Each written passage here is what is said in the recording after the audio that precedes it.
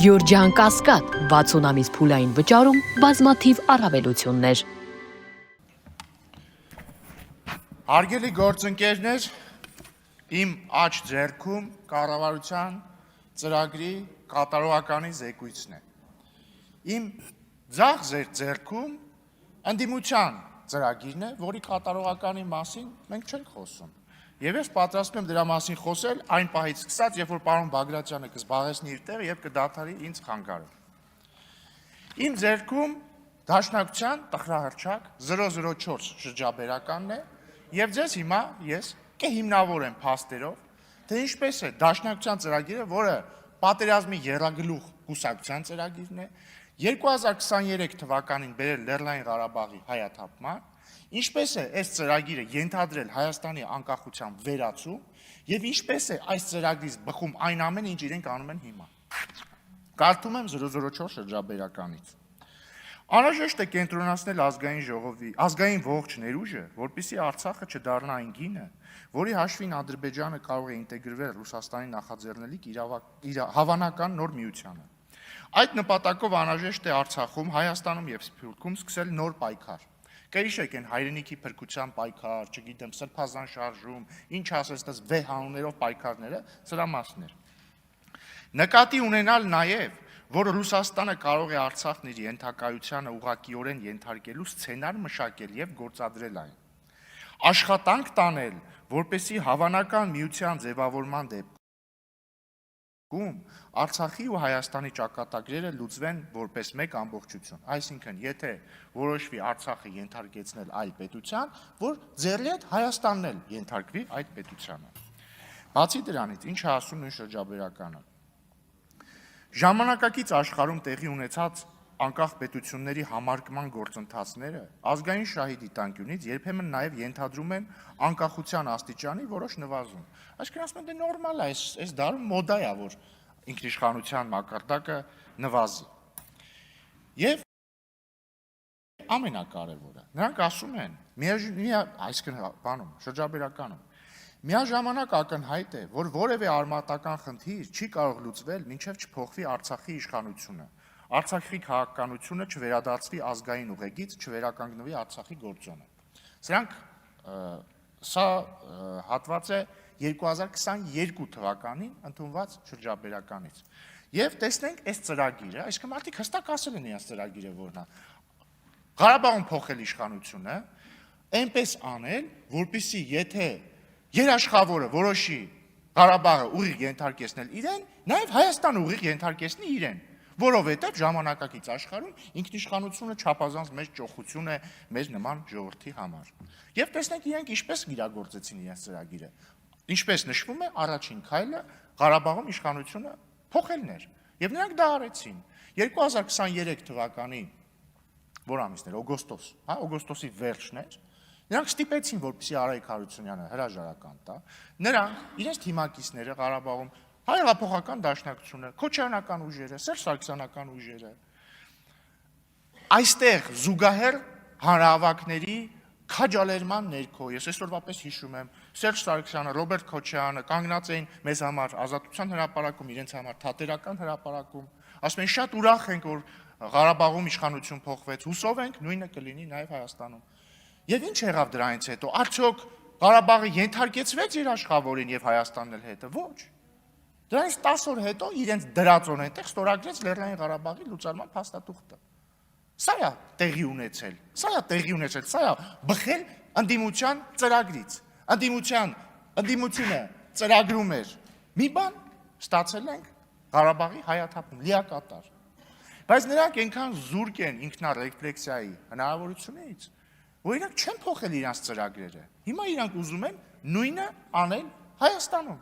Նրանք ուզում են Հայաստանում փոխել իշխանությունը եւ Հայաստանը լուծարել, որովհետեւ, ինչպես կրկին ես պետքա ցիտեմ, ասում է 004 շրջաբերականը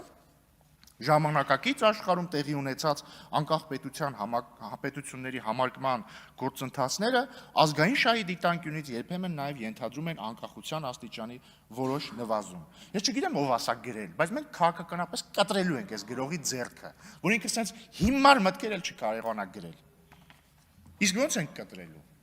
Մենք պիտի թույլ չտանք, որպեսզի պատերազմի եռագլուխ կուսակցությունը, եւ պարոն Մինասյանին շնորհակալ եմ, այստեղ մարդը անկեղծ, իրական ես պետքա խոստովանեմ եւ ես ընդհանրապես չեմ երեսպաշտություն չեմ անում, անկեղծ եմ ասում։ Արծվիկ Մինասյանը իմ սիրած դաշնակցականն է բոլոր ժամանակների։ Որովհետեւ այդ մարդը ազնիվ է, մարդը ստեղից եկավ, ասեց Ժորժ ջան, մենք բոլորս իրար հետ ենք։ Սամվել Կարապետյանն էլ, Քոչարյանն էլ, Սերժ Սարգսյանն էլ։ Մարդը ազնիվ է,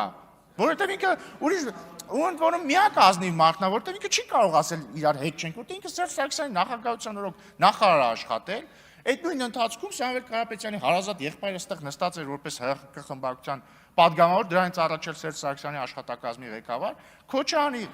խմբակցության անդամ է, այն ինչ խնդիր կա ասեմ։ Հիմա ես ուզում եմ անդրադառնալ նրան, թե ինչ են ուզում անեն հիմա մեր ընդդիմադիր գործընկերները։ Տեսեք, պարոն Խաչատրյանը, Արթուր Խաչատրյանը ինչ հետաքրքիր ելույթ ունեցավ։ Եկավ սկզբից պնդեց, որ իրենց ընտրվելու դեպքում պատերազմ չի լինելու։ Հետո դրանից մեկ բառ հետո հիմնավորեց, թե ինչու է իրենց ընտրվելուց հետո պատերազմ լինելու։ Որտեղ պարոն Խաչատրյանը, անդրադառնալով նախած ստորագրված խաղաղության պայմանագրին, ասաց, դե հաստատված ոչ մի թուղթ չկա։ Ինչով ապացուցեց։ Դուք ասացիք, դե հաստատված վերջնական ոչ մի թուղթ չկա։ Ինչով դուք ապացուցեցիք մեր պնդումն առայն, որ դուք, եթե գաք իշխանության, դուք պատրաստվում եք վերաբանակցել նախաստորագրված խաղաղության պայմանագիրը։ Այսինքն, եթե պատկերացնենք այն մղձավանջային սցենարը, ըստ որի դուք կալուգացի օլիգարխի Զարմիկը եւ Քոչարյանը եկել եք իշխանության, չգիտեմ, կոալիցիոն համաձայնագիր եք կնքել, Քոչարյանին էլ ընտրել եք վարչապետ, ինչ եք անելու։ Անդրանիկ Քոչարյանին չէի դեպ, Ռոբերտ Քոչարյան։ Դե հա Ինչ եք անելու։ Դուք նախ հայտարարելու եք, նախ մի հատ Պարոն Խաչատրյան, չեք զգում, որ ազգային ժողովի նիստերի դահլիճում եք։ Դուք եք խանգարում զեկուցողին, ուրեմն դուք եք խանգարում եւ ձեզ նախազգուշացում եւ խնդրում եմ այլևս չընդհատել զեկուցողին։ Պարոն Քոչարյան, խնդրում եմ չարձագանքել։ Շնորհակալություն։ Այդ մղձավանջային, այդ դժոխային սցենարում ինչ է տեղի ունենալու։ Դուք, պարոն Խաչատրյան, հստակ մատնեցիք ինչ է տեղի ունենալու։ Դուք գալու եք, ասելու եք, դե քանի որ խաղաղության պայմանագիրը նախաստորագրված է, ստորագրված չի, մենք այդ տեքստը չենք ընդունում, Իշխան Սաղաթելյանն էլ ձեր դաշնակցության ժամանակին ասում էր դա հայանպաստ չի, Անվար Ռուստամյանն էր ասում, ոչ մի հայանպաստ բան չկա։ Ասելու եք մենք վերաբանակցելու ենք։ Այլ կերպ ասած, դուք չեղարկելու եք Վաշինգտոնյան խաղաղության հռչակագիրը, որտեղ այդ հռչակագրի կոնտեքստը ինչից էր։ Հիշեցնեմ էլի, Վաշինգտոնում ստորագրվել է խաղաղության հռչակագիր, նախաստորագրվել է խաղաղության պայմանագիր եւ նաեւ հռչակագրի շրջանակներում ամրագրվել են մի շարք պայմանավորվածություններ, որ Հայաստանն ու Ադրբեջանը աներկբայորեն ճանաչում են, վերահաստատում են ճանաչումը միմյանց տարածքային ամբողջականության Ալմատայի հռչակագրի հիման վրա, սկզբունքներն են ֆիքսում ապա շրջափակման տարածաշրջանային ենթակառուցվածքների, մեզ հայտնի շատ հայանպաստ սկզբունքների ներքո, հայ-ամերիկյան էլ թրիփ նախագիծ է լինելու։ Դուք գալու եք իշխանության, ասելու եք այս ճարտարապետությունը եւ հիշեցնեմ, այս վերջին 8 ամիսը նկատած կլինեք, սահմանին ոչ մի կրակոց չկա։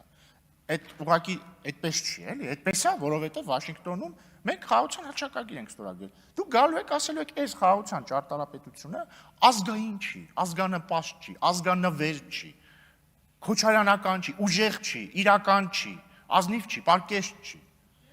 Եվ ասելու եք վերջ մենք հրաժարվում ենք այս խաղաղությունից, որովհետեւ ձեր դա ասելը ավտոմատ ստացվում է հրաժարվել խաղաղությունից։ Ինչ է տեղի ունենալու դրանից հետո։ Լավագույն դեպքում վերադարձ նախա Վաշինգտոնյան իրականությանը, երբ որ տարեկան տասնյակ զինվորներ էին սպանվում սահմանին, իդեպ ձեր խաղաղության տարիներին 94 թվականից մինչև 2018 թվական գիտեք քանի զինվոր է սպանվել։ 490։